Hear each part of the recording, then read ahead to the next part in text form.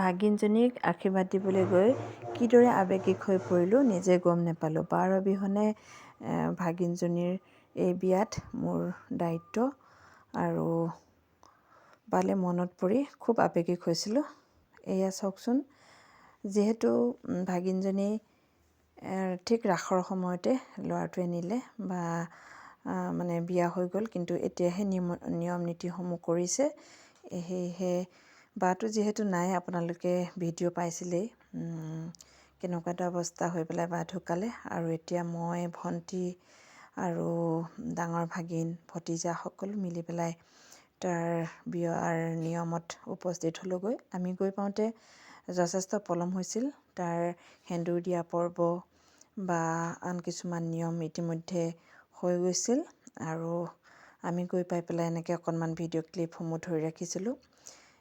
কাৰণ কিয়, তাৰমানে আচলতে কিছুমান কথা আছে যে জন্ম মৃত্যু বিবাহ কোনেও ক'ব নোৱাৰে কোৱাৰ দৰে।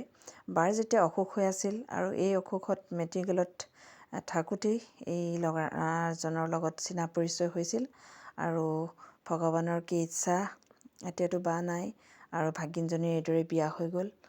আৰু এয়া দেখিছে আপোনালোকে দুযোৰা দৰা কন্যা, তাৰমানে যিজন ল'ৰালৈ বিয়া হ'ল আৰু ভায়েকেও ছোৱালী আনিলে সৰস্বতী পূজাৰ দিনা। গতিকে দুয়োজনীকে একেদৰে হোম যজ্ঞ কৰি পেলাই সেন্দুৰ দিয়া পৰ্ব আৰু যিখিনি নিয়ম নীতি আছিল, সত্যনাৰায়ণ পূজা ইত্যাদি কৰি পেলাই পাতি দিছে। থুলমূলকৈ পাতিছে, কাৰণ ঘৰৰ অৱস্থাও সিমান ঠিক নহয় বা বাৰ ঘৰটো একেবাৰে অৱস্থা মানে ভাল বুলি ক'ব নোৱাৰি। ভিনদেউ বিচনাত পৰি আছে, গতিকে আমিয়ে গ'লোঁ।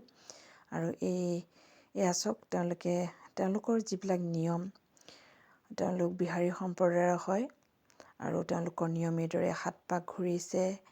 যিবিলাক নিয়ম আছিল আৰু তেওঁলোকে এই নিয়মসমূহ কৰিছে আৰু আমি গৈ পেলাই তাত আশীৰ্বাদ দিলোঁগৈ। আৰুনো কি কৰিব, নহয়নে? খুব এটা আৱেগিক মুহূৰ্ত পাৰ কৰিলোঁ। কাৰণ কিয়, বা থকাহেঁতেন আজি এইটো অৱস্থা নহয়, বা হয়তো তাইৰ বিয়া নহ'লহেঁতেন, কাৰণ তাই চেন্নাইত আছিলগৈ আৰু মাকৰ অসুখৰ বাবে আহি পেলাই তাই এতিয়া বিয়া হ'ব লগা হ'ল বা এই অৱস্থা হ'ল। গতিকে আপোনালোকে আশীৰ্বাদ কৰিব, ভাগিনজনী যাতে যুগ্ম সুখৰ হয় আৰু তেওঁলোকৰ যি নিয়ম নীতি আছিলে সকলোখিনি খুব ধুনীয়াকৈ পাৰ হৈ গ'ল। তাৰ বাবে ভগৱানক ধন্যবাদ জ্ঞাপন কৰিছোঁ। এয়া কাৰণ সকলোৰে কিছুমান নিয়ম থাকে বেলেগ বেলেগ, আৰু তেওঁলোকে এইদৰে আৰতি কৰিছে, ভগৱানক প্ৰাৰ্থনা কৰিছে, সেৱা কৰিছে। আৰু